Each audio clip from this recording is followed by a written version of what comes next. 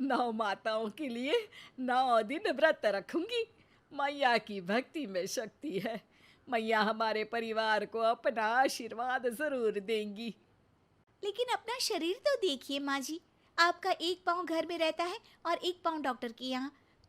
फिर से बीमार हो गई तो जय माता दी के साथ राम नाम सत्य भी। अरे राम राम राम, कैसी बातें कर रही हो बहू। राम नाम सत्य हो मेरे दुश्मनों का। मुझे व्रत रखने से मत रोको बहू। वरना देवी माँ नाराज हो जाएंगी। नहीं, तुम्हारी सासू माँ नाराज हो जाएंगी। अरे पर माँ, भूखे क्यों रहना है? देवी माँ थोड़ी ना चाहती होंगी कि उनके भक्त भूखे रहें। और आपकी तो सारी मनोकामना पूरी हो चुकी है ना माँ। लालच है बेटा, लालच बुढ़ापे में भी खत्म नहीं होती। अरे तुम चुप करो जी। तुम्हारी भी उम्र है भक्ति भाव करने की। ज्यादा बड़बड़ की ना तो तुमसे भी उपवास रखवा लूंगी। हाँ। अरे रौद्र रूप क्यों धारण कर रही हो मेरी माँ। रख लो व्रत।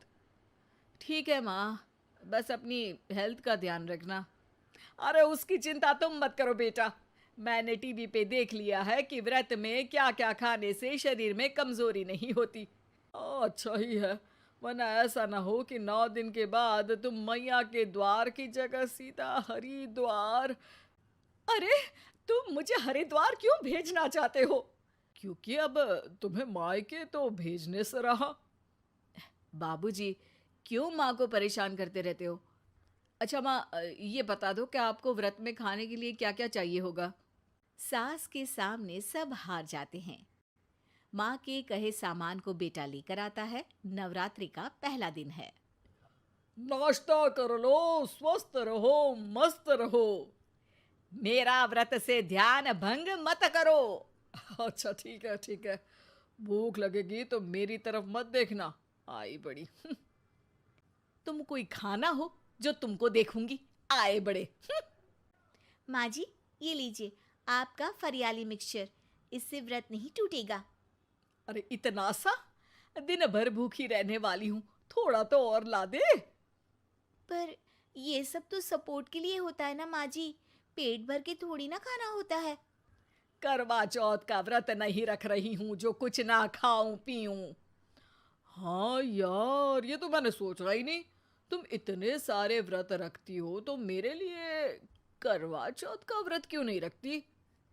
अरे जुबान पे तुम्हारा नाम न रखूं, व्रत क्या खाक रखूंगी तुम्हारे लिए। माँ के कहने पर बहू और भी फरियाली ले आती है, जिसे खाकर माँ डकार मारती है। इतनी जोर से डकारोगी तो दुर्गा मैया भी डर जाएंगी। तुमने तो उनके शेर से भी तेज आवाज निकाल दी। अरे शेर के जैसा पंजाबी मारती हूं मैं, देखना चाहोगे? तुम्हें पता है ना, व्रत रखते समय हिंसा वाली बातों से, विचारों से और बुरी चीजों से दूर रहना चाहिए। सही कहा। बुरी चीजों से दूर रहना चाहिए। इसीलिए तो तुमसे दूर जा रही हूं, दूसरे कमरे में। सास ने कई सारी ऐसी चीजें खाई जिनसे व्रत ना टूटे। बहू, सब्र का फल मीठा होता है। इसका मतलब ये थोड़ी है कि तू मुझे शाम तक फल नहीं खाने देगी। माँ जी, 1 घंटे पहले ही तो आपने इतना सारा। अरे एक खाता ही बना ले, उसमें लिखा करे कि मैंने कितना खाया, कितना पानी पिया। अरे नहीं नहीं माँ जी, मैं अभी फल लेकर आती हूँ। जोर से बोलो। नहीं माँ जी, मैं फल लेकर आती हूँ। अरे ये नहीं, जोर से बोलो, जय माता दी। सासू माँ एक साथ बहुत सारे फल खा लेती है। माँ जी, इतनी जोर से मैं डर गई। अरे भक्ति की शक्ति की पुकार है। पुकार नहीं, डकार है। हाँ हाँ ठीक है ठीक है। चिप्स और लेकर आना जरा, उससे भी व्रत नहीं टूटता। माँ जी, आज ही सब खत्म हो जाएगा, नाश्ते का ही टाइम है। अरे ठीक है ना बेटा, मैं अब कुछ खाऊंगी ही नहीं, तुझे इतनी तकलीफ है तो। नहीं नहीं माँ जी, मेरा मतलब था कि उपवास में सिर्फ इतना खाना चाहिए जितना शरीर के लिए सही रहे। स्वाद के लिए खाने से तो अच्छा है कि उपवास ही मत रखो। माता जी की कृपा तो वैसे भी बनी ही रहती है। अरे वाह बहू वाह, एक ढोलक और हारमोनियम भी लेकर आना और प्रवचन करने लग जा। श्री श्री 108 बहु ईश्वरी माता। माँ जी, मैं आपके लिए चिप्स लेकर आती हूँ। बहू की सही सलाह को भी सास नजरअंदाज कर देती है। थोड़ी देर में बहू सास को चिप्स लाकर दे देती है। आलू की चिप्स, आहा मजा आ गया। आलू किसी भी सब्जी में चला जाता है। आलू पनीर, आलू पालक, आलू टमाटर, आलू भिंडी और तो और पराठे में भी चला जाता है। वैसे ही इंसान को भी हर स्थिति में आलू जैसा होना चाहिए।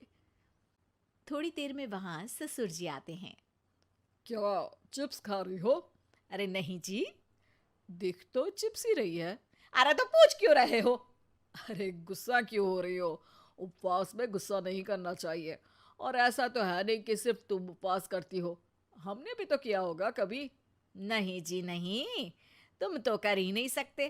तुम उपवास में भी भेजा खाओगे और भेजा खाने से उपवास टूट जाता है। अच्छा थोड़ी सी चिप्स मुझे दे दो, मन ललचा रहा है। नहीं, उपवास के लिए है। तुम अपना खाना खा लेना जो भी बने। पूरा दिन सास कुछ ना कुछ खाती रहती है। जैसे ही रात होती है, अब बस उपवास हो गया, अब मैं खाना खाऊंगी। जो दिन भर से खा रही थी उसको क्या बोलते हैं? बाबूजी क्यों माँ को परेशान करते रहते हो? अरे लड़के, तेरी माँ दिन भर से इतना खा चुकी है कि देश में भूखमरी की समस्या इसी की वजह से बढ़ रही है। और खाने की दिक्कत नहीं है, कितना भी खाए लेकिन सेहत इधर उधर होती रहती है। कुछ ऊपर नीचे हो गया तो तेरी माँ खाने के बाद हाथ धोएगी और तू अपनी माँ से हाथ धो बैठेगा। अरे इत्तू सा तो खाया था, उपवास भी ना तोड़ू क्या? ठीक है, नहीं खा रही बस। अरे बहू तुम ही बताओ, ये इत्तू सा मतलब कितना खाया है इसने? ना जी ना, मैं कुछ नहीं बोलूंगी। खाना दे रहे हो या नहीं, या 9 दिन बिना जल के उपवास रख लूं? देने के लिए धमकी अच्छी है, सुनने में भी डरावनी लग रही है। पर जैसे तुम्हारी जुबान में स्वाद का खून लगा है ना, तुम भूखी नहीं रह पाओगी। मैं कसम खाती हूँ जी। अरे देखो, कसम भी खाओगी तुम। अरे कुछ और दे दो इसको खाने को। ये ले, दाल चावल खा ले बस। डॉक्टर भी कहते थे कि माँ को आए दिन पेट से जुड़ी समस्या रहती है। बस इसी के लिए घर वाले पहले उन्हें उपवास नहीं करने दे रहे थे, लेकिन जब उपवास करने दिया तो माँ ने इतना फरियाली खाया कि घर वालों की चिंता बढ़ा दी। और जैसा कि घर वालों को डर था, अगले दिन उनकी तबीयत खराब भी हो गई। डॉक्टर को बुलाना पड़ा। अरे जितनी बार आप बीमार होते हो उस हिसाब से तो मुझे एक क्लिनिक आपके घर में ही खोल लेना चाहिए। या फिर क्लिनिक में ही इनका एक अलग कमरा बनवा देते हैं डॉक्टर साहब। बाबूजी, पिताजी, मेरे जनक, क्यों हमेशा मजाक करते रहते हो? डॉक्टर साहब, माँ का पेट खराब है। क्या खाया था? जो मिला जो दिखा सब कुछ। अरे बस भी करो जी। बस तो तुमको करना था खाते वक्त। देखिए, खाना अच्छी बात है और उपवास भी आदमी को रखते रहना चाहिए, लेकिन तब जब शरीर लायक हो। पहले दिन ही बीमार हो गई तो 8 दिन कैसे होगा? आप व्रत मत रखो और खाने पीने पे ध्यान दो। मैं गोलियां दे रहा हूँ। आप भी कुछ खाने को ही दे रहे हो? हाँ, इससे जल्दी ठीक हो जाएंगी। समझ गई हैं आप? अब तो ठीक ही होना है ना मुझे। जोर से बोलो। जय माता दी। जय माता दी। जय माता दी।